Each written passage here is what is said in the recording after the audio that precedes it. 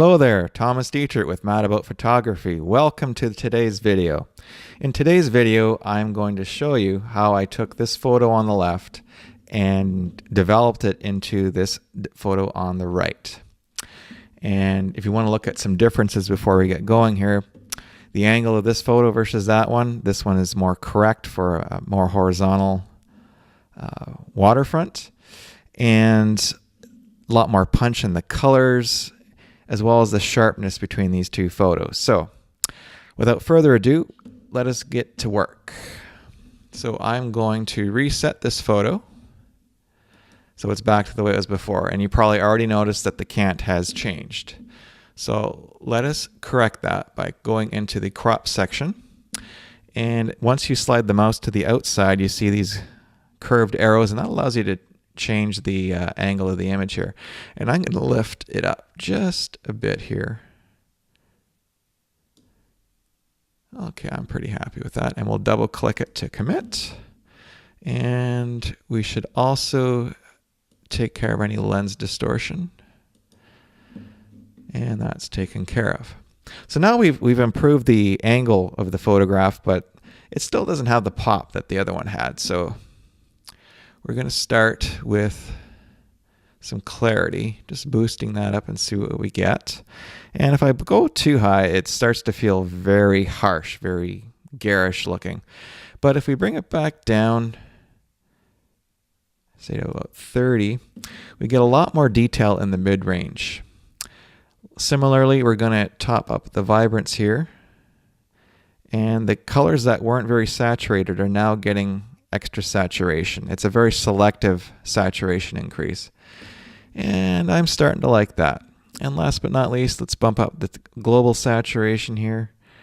And it's starting to feel like a nice warm day, beautiful colors, beautiful sky. Well, I can't say beautiful sky, but it was a nice overcast day. It gave some good lighting, but made for a very unimpressive sky. So as you can see, we've already made quite a change between the two photos, but there's a little bit more work to do in terms of sharpening. In this photo, this is not a portrait photo. This is a landscape photo with architectural details. It has nice hard lines that need to look sharp and hard. So we're going to go down to the sharpening window. And in the sharpening window, you see this detail area. I'm going to pick the stairs. It's still picked from last time I edited it, but I'm just going to show you. You can go over to bars. I can go over to a person. But these stairs have the nice diagonal hard lines. So we're going to click that. And we're going to increase the sharpening to about 100. Because we're looking at hard elements, we're going to increase the radius to about 1.4. Detail, I don't want to push it too high. Keep it around 20. Masking.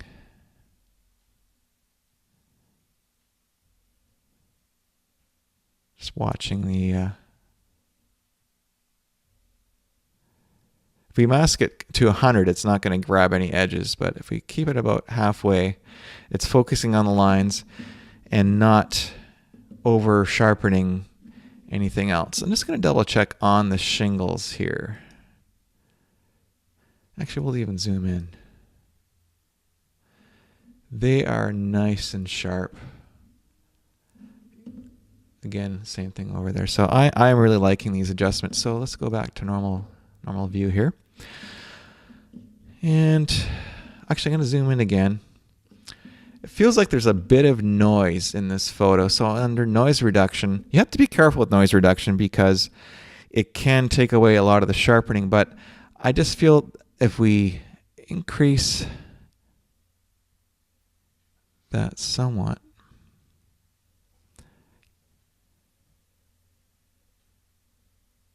I'm looking at the leaves right now.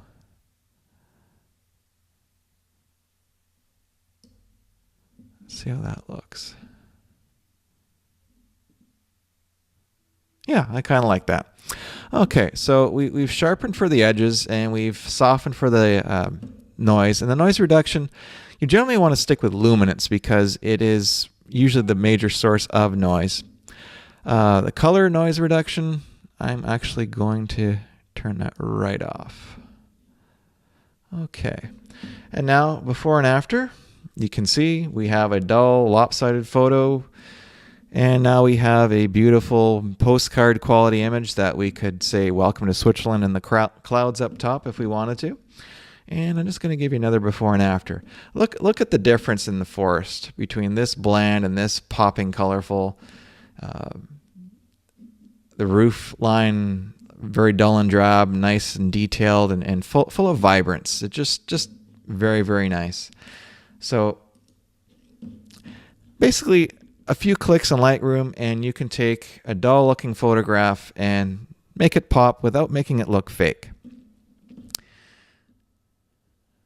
I just want to see if a post-crop vignette is going to help. Oh, I do like that. Just a little bit, minus 33. Feathering at 50.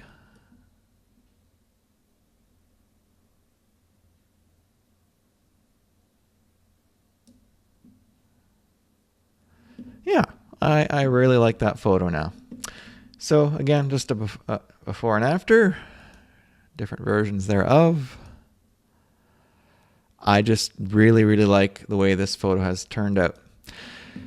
So my advice when it comes to working with Lightroom, play and play. You can't hurt your photo. If you don't like it, you just simply click on the reset button and bam, it's back to the way it was. But I really like this photo now. It's something I wouldn't mind printing and hanging on my wall. That brings us to the end of today's video. I hope you enjoyed it. Be sure to visit us online at madaboutphotography.com and also check out our Facebook page at facebook.com/madaboutphotos. We'll see you in the next video.